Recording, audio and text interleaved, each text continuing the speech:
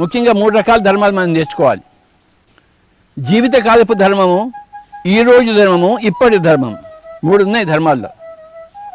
నా జీవితకాలంలో నేనేం చేయదలుచుకున్నాను, ఈరోజు నేనేం చేయాలి, 24 గంటలు, ఇప్పుడు నేనేం చేయాలి.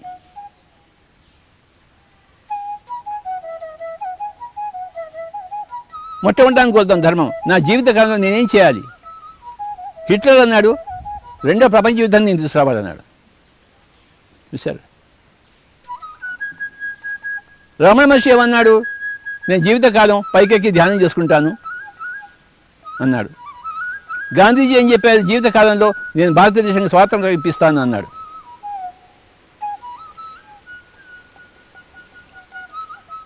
ఆ బ్రిటిష్ వాడు ఏమన్నాడు, నా జీవితకాలం భారతదేశాన్ని బానిసగా చేస్తాను అన్నాడు. అది జీవిత ప్రణాళిక. అలాగే పిరమిడ్ మాస్టర్ అంతా ఏం చేస్తున్నారు, జీవితకాలపు ధర్మము. ప్రపంచాన్ని అంతా ధ్యానమయం చేస్తాము, పిరమిడమయం చేస్తాము, శాకాహారమయం చేస్తాము, అహింసమయం చేస్తామని, అది జీవిత ప్రణాళిక మన అందరికీ. ఏ గూటి పక్షులు ఆ గూటికే చేరుతాయి. సో మన జీవితకాలపు ధర్మం ఏమిటి, నా జీవితం అంతా శాకాహార ప్రపంచానికి, ధ్యాన ప్రపంచానికి, పిరమిడ్ ప్రపంచానికి నేను అంకితం చేస్తున్నాను. ఇది నా ప్రణాళిక, ఇది నా ధర్మము. సరే, జీవితకాలం అంతా చేస్తావు, మరి ఈరోజు కూడా అదే. ఈ 24 గంటలు నేను ధ్యానం గురించే మాట్లాడతాను, ధ్యానం గురించి ఆలోచిస్తాను, ధ్యానం గురించి రాస్తాను. మరి ఇప్పుడు కూడా అదే చేస్తాను. ఇప్పుడు ఈరోజు ఈ జీవితం అంతా, ఈ రోజంతా ఇప్పుడుతోనే నిండి ఉంటుంది. ఈ జీవితం అంతా ఈ రోజుతోనే నిండి ఉంటుంది. రేపు అనేది ఎప్పుడు రాదు జీవితంలో. ఎప్పుడు వచ్చినా ఈరోజే వస్తుంటుంది, ఎప్పుడు వచ్చినా ఇప్పుడే వస్తుంది. కనుక మన జీవితకాలపు ప్రణాళిక, ఈరోజు ప్రణాళిక, ఇప్పటి ప్రణాళిక, జీవితకాలపు ధర్మము, ఈరోజు ధర్మము, ఇప్పటి ధర్మము. ఇప్పుడు నేనేం చేస్తున్నాను, ఇగో ఈ ధర్మం గురించి మాట్లాడుతున్నాను. ఇంకో గంట తర్వాత నేనేం చేస్తాను, అక్కడ కిచెన్ ఉంది, వంటశాల ఉంది, అక్కడ పోయి కూర దొరుకుతాను, వంట చేస్తాను. 50 మంది తినేవాళ్ళు ఉన్నారు ఇక్కడ ఈ ఆశ్రమంలో. నా చేతనైతే నేను చేస్తాను. అక్కడ పోయి కాసేపు కూరలు దొరుకుతాను, కాసేపు వంట చేస్తాను. అప్పటికి నా ధర్మం అది. ఇది అయిపోయిన తర్వాత అక్కడికి వెళ్తాను. వంట వండిన తర్వాత ఏం చేస్తాను, అందరికీ వడ్డిస్తాను. వడ్డించిన తర్వాత ఏం చేస్తాను, అందరిని పోయి అడుగుతాను, నాయన బాగుందా లేదా, ఏం బాగుంది, ఉప్పు తక్కువ ఉందా, కారం ఎక్కువ ఉందా, ఎలా ఉంది అని అడుగుతాను. నా ధర్మం అది, నేను చేస్తాను.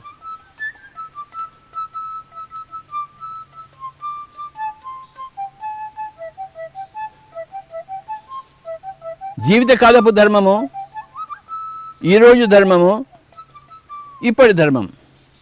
రేపటి ధర్మం నాకు అనవసరం, ఈరోజు ధర్మమే. రేపు ఏం చేస్తానో నాకు అనవసరం, ఇవాళ ఏం చేయాలో అది నాకు అవసరము. ప్లస్ ఇప్పుడు ఏం చేయాలో అది అత్యంత అవసరము. జీవితకాలం అంతా ఏం చేయాలో అది చాలా చక్కగా ప్లాన్ చేసుకుంటాను. నేను ఉద్యోగం చేసేటప్పుడు నాకు తెలిసిపోయింది, ఈ ఉద్యోగం ఎన్ని రోజులు నేను చేయాలని చెప్పేసి. ఇది నా జీవితకాల ప్రణాళిక కాదు. నా జీవితకాల ప్రణాళిక రోడ్లన్నీ తిరిగి ధ్యానం చెప్పడమే. అని కొన్ని రోజులు నేను వెయిట్ చేశాను, ఎప్పుడు నా జీవిత ప్రణాళిక ప్రారంభమవుతుందని చెప్పేసి, ఎప్పుడు నేను ఉద్యోగం విరమణ చేయాలో అని చెప్పేసి తహతహలాడాను. ఆ సమయం వచ్చేసింది, ఆ ఉద్యోగం విరమణ చేశాను. హాయిగా నా జీవితకాల ప్రణాళికలో నేను ఉన్నాను. ఈ ఆఖరి శ్వాస వరకు నా జీవితకాల ప్రణాళిక ఉంటుంది. ఎందుకంటే అది నా జీవితకాలపు ప్రణాళిక. సో మై డియర్ ఫ్రెండ్స్, జీవితకాలపు ధర్మము. బుద్ధుడు రాజకుమారిగా ఉన్నాడు, రాజుగా కావచ్చు కదా ఆయన. కానీ తన ధర్మాన్ని తను తెలుసుకున్నాడు. నేను ఇక్కడ రాజుగా ఉండడానికి లేను, నేను నా బుద్ధత్వాన్ని సంపాదించుకుని వెళ్ళాలి, ప్రపంచానికి బుద్ధత్వం చెప్పాలని తన ధర్మాన్ని తను నిర్వర్తించాడు. బుద్ధుడికి కూడా ఒక పెళ్ళాం ఉంది, పిల్లాడు ఉన్నాడు. కానీ పెళ్ళంతో ఉన్నాడు ఏంటి, అది నా ధర్మం కాదని తెలుసుకున్నాడు ఆయన. ఆయన తన ధర్మాన్ని తను తెలుసుకున్నాడు, మనం కూడా తెలుసుకుందాం. ఆయన తెలుసుకుని ఆయన పని చేస్తున్నాడు, మనం తెలుసుకుని మనం పని చేస్తున్నాము.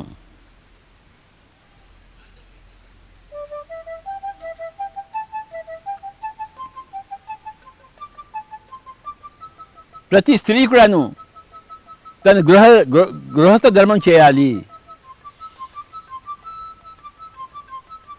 ప్రతి పురుషుడు కూడాను స్త్రీ పట్ల తన ధర్మాన్ని తాను నిర్వర్తించాలి. ప్రతి రాజు కూడాను తన ప్రజల పట్ల తన ధర్మాన్ని తాను నిర్వర్తించాలి. ఆ భిక్షగాడు చెప్తున్నాడు, ధర్మం చేయి నాయనా.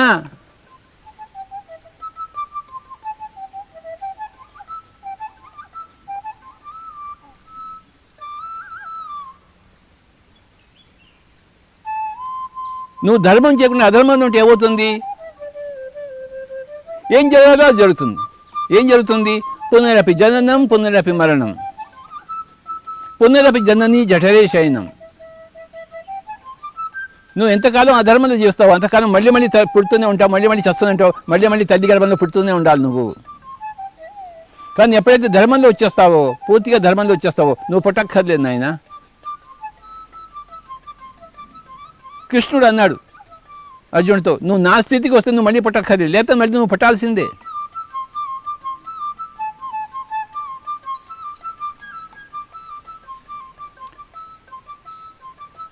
అందుకే ఆ భిక్షగాడు ఏమన్నాడు? ధర్మం చేయి నాయనా.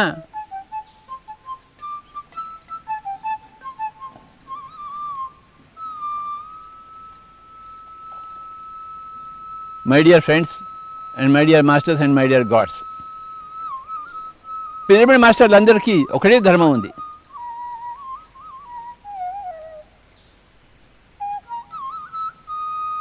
మాంసం తినద్దు అని చెప్పడమే ధర్మం, ధ్యానం చెయ్యి అని చెప్పడమే ధర్మం, హింస చూడో హంస పకడో అని చెప్పడమే ధర్మము.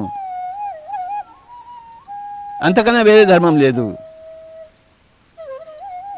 నోరు ఇప్పకపోవడం పిల్లల మనసుకు అధర్మం అవుతుంది. నోరు ఇప్పాల్సిందే.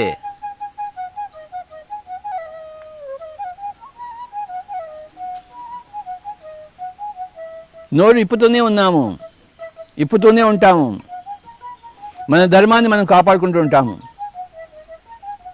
ఈ ధర్మం గురించి చెప్పాలంటే ఇంకొక విషయం చెప్పాలి మనం. ధర్మో రక్షతి రక్షితః. ఇది చాలా గొప్ప స్టేట్మెంట్, హయ్యెస్ట్ స్టేట్మెంట్ ధర్మం గురించి. ధర్మో రక్షతి రక్షితః అంటే ఏమిటి? ధర్మం రక్షిస్తుంది ఎవరిని? ధర్మాన్ని రక్షించిన వాళ్ళని.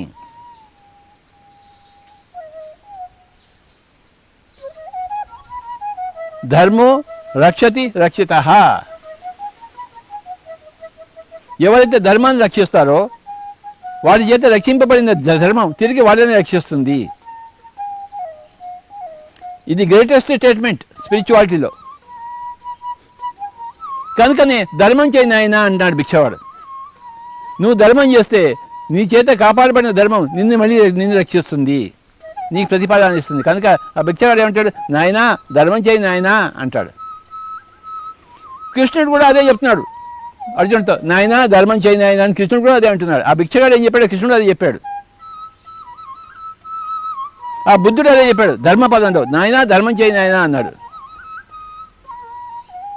ఎందుకు చేయాలి అంటే ధర్మో రక్షతి రక్షితః.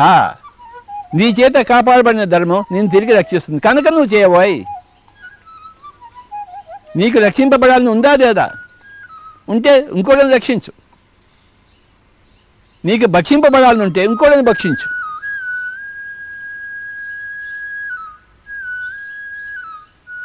ధర్మో రక్షతి రక్షితః.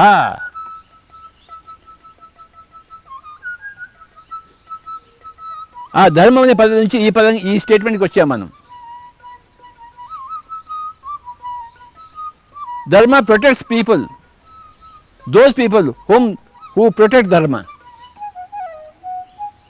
जो लोग धर्म का रक्षा करते हैं उनको धर्म रक्षा करती है.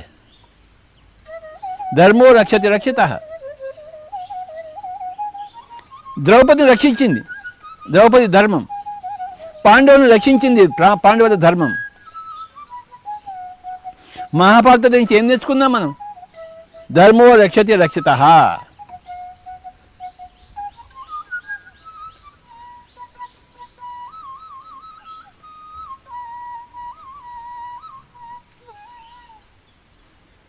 మన ధర్మం ఏమిటి?